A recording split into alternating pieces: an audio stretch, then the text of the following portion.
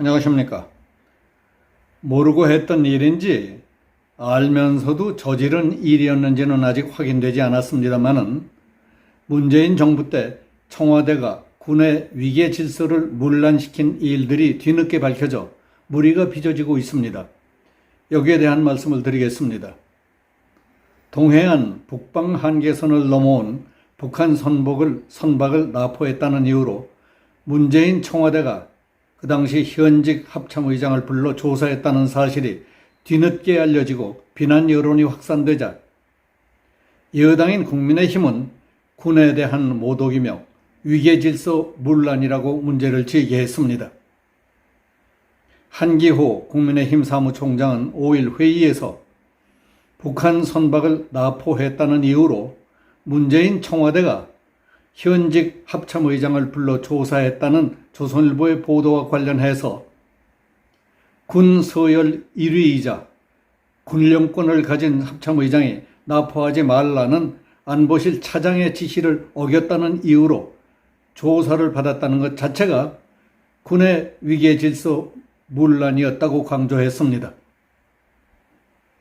사건이 일어난 것은 지난 2019년 7월 27일 밤 11시 21분 북방 한계선을 넘어 남하한 북한 선박을 납포하는 문제를 놓고 불거졌습니다.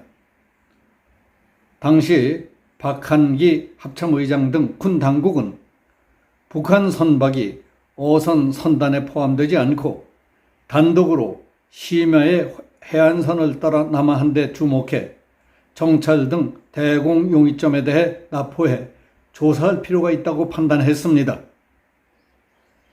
하지만 청와대 안보실은 북선원들이 항로 착오라고 주장했다는 이유로 납포하지 말고 돌려보내라고 지시했습니다.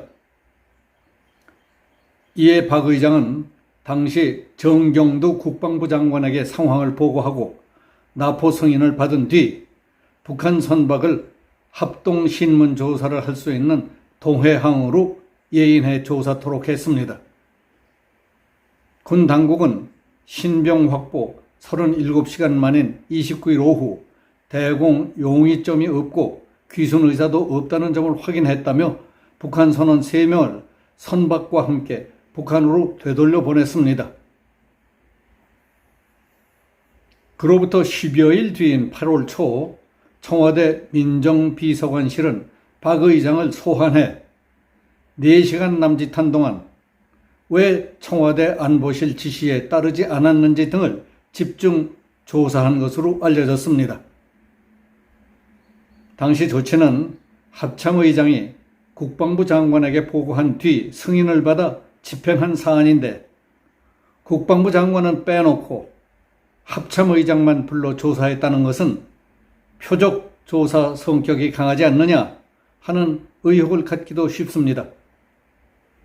그때 조사를 맡았던 민정비서실 선임 행정관은 박 참모총장에게 합참의장에게 국가안보실의 의뢰로 조사를 진행한다고 밝혔던 것으로 알려졌습니다.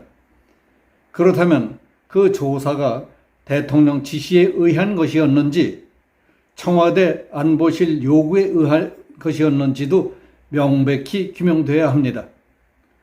더욱이 그대로 지나쳐버릴 수 없는 문제는 현역 군 최고 우두머리가 청와대 민정비서실의 일개 행정관에게 불려가 4시간씩이나 조사를 받다니 그게 말이 됩니까? 공산사회 독재 국가도 아닌데 말입니다. 그리고 민정비서실은 군 고유의 작전 운영과는 아무 상관도 없을 뿐만 아니라 4, 5급의 행정관, 그것도 민간인이 합참의장을 4시간 동안이나 조사를 했다는 것은 군에 대한 모독이고 능멸 아닙니까? 당시 청와대 안보실 차장은 김유근 현 군인공제회 이사장이었습니다. 한기호 국민의힘 사무총장은 5일 김유근 이사장에게 거취를 분명히 하라. 김 이사장은 자신의 명예뿐만 아니라 군의 명예도 실추시킨 책임이 있지 않느냐. 아직도 군인공제회 이사장으로 있으면서 군인 복지 운운하는 것이 부끄럽지 않으냐며 사퇴를 요구했습니다. 그리고 합참의장에 대한 조사가 문재인 전 대통령의 지시가 있었는지, 그 후 추가적인 일이 더 있는지 실토해야 한다고 했습니다. 국민의힘은 이를 계기로 문재인 때에 있었던 총체적 안보 균열을 조사하기 위한 국가안보문란 실태조사 태스크포스를 출범시키기로 했습니다. 서해 공무원 피살 사건, 귀순 어민 강제 북송 사건, 합참의장 조사 문제 등을 모두 살펴보고 문재인 정부의 북한 눈치 보기, 김정은의 심기 살피기도 모두 조사할 계획입니다. 권성동 국민의힘 원내대표는 기자들과 만나 문재인 정권 때 국가안보문란 사건이 언론 보도를 통해 계속해서 드러나고 있습니다. 일개 청와대 행정관이 합참의장에게 모욕을 준 사건, 북한 선박이 남하할 경우 우리 군함이 밀어올리라고 한 사건, 북한 선박 경계에 실패한 것을 우리 함정이 삼척으로 안내한 것처럼 조작한 사건 등 조사 대상이 너무 많다고 했습니다.